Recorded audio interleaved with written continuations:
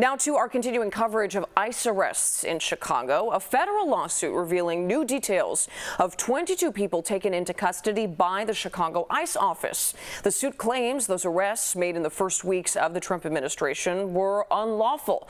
One of the families impacted speaking out today with our political reporter Chris Tye. That's what ICE is doing? You guys are so pathetic, bro. ICE came to the family house in southwest suburban Lyons January 26 with a warrant looking for the son.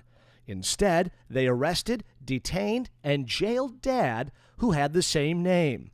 7 weeks later, Abel Orozco Ortega, seen here in a Cubs hat, remains in custody. This lawsuit, just filed in federal court, includes the Ortega story and 21 others like it, claiming unlawful arrest practices under the new Trump administration. All that I ask is for my husband's release. He is not a criminal. Ortega is a local business owner who's been in the U.S. since the late 90s. He has never been arrested in his entire life. He has no criminal record, no misdemeanors, no felonies, no drug use, no DUIs. What happened that morning exactly? Lawyers for the National Immigrant Justice Center say after agents realized the man detained in their back seat was much older than the man they came looking for, they quickly produced a fresh warrant for Dad. As they had him handcuffed, tried to figure out who he was, and then assessed that they believed that he was in the country unlawfully.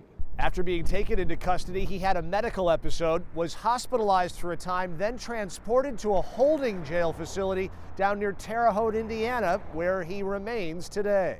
We wanted to know his citizenship status. What? His status would be specifically what? He currently does not have a lawful status in the U.S., though he would be eligible for a green card. When he returned to the U.S. after visiting his dying father in Mexico in 2003, he was named in a removal order that was left unaddressed. That, his attorneys say, was enough to trigger the hastily produced January warrant. They're arresting people who they're not supposed to. They're stating that they're arresting thousands and thousands of hardcore criminals. My father is not a criminal. Not a criminal, but jailed with an uncertain future.